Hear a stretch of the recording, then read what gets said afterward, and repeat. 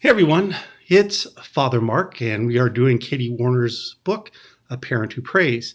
As you can tell by my dress and not seeing the book, I'm not in my normal place. I am actually taking a couple days of prayer and relaxation, but I wanted to get this video done because I've been thinking about it, and before I lose all those thoughts, I wanted to give them to you. This week we're talking about independent or being independence, the virtue of independence, right? And we all work at getting our children to be independent, right? We want them to be able to go to the toilet by themselves. We want them to be able to tie their shoes.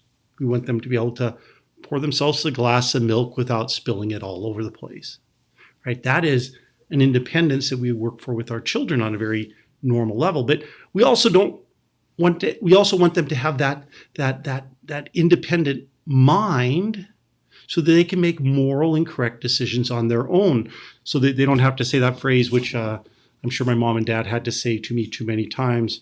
Well, if they told you to jump off a bridge, would you do that too? Because that's the peer pressure that so many of our young people face often, is that groupthink that drags them into those sinful situations, right? Everybody else is doing it. Why aren't you, right? Those things that we hear. So how do we get a child to be independent so that we can trust that the decisions they make as they grow into adulthood are following the compass of moral decision making in the image of Jesus Christ in the teachings of our Catholic Church? And of course, the first and best way to do that is we model that independent, right? We model those moral choices that push against the cultural values, whether it be something like abortion or pornography or other things that the society says is good for us, but we know deep down they're not. But it's also allowing our children to explore those spaces safely.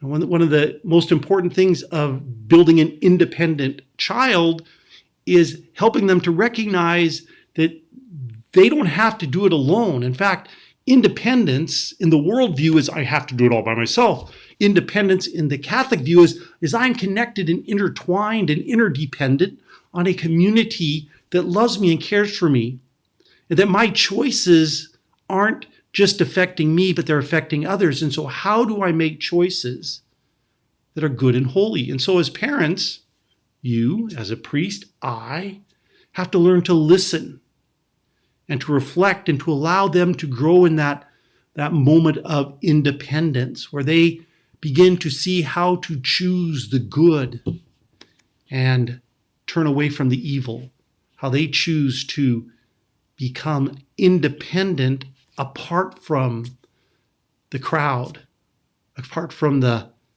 everyone's doing it mentality. Anyways, there's lots to say on this. I pray for all of you and your children. Please continue to pray for me and my brother priests. Anyways, that is the virtue of being independent. That is what we are called to be. Anyways, God loves you. Please continue to follow in Katie Warner's wonderful book, A Parent Who Prays. God bless.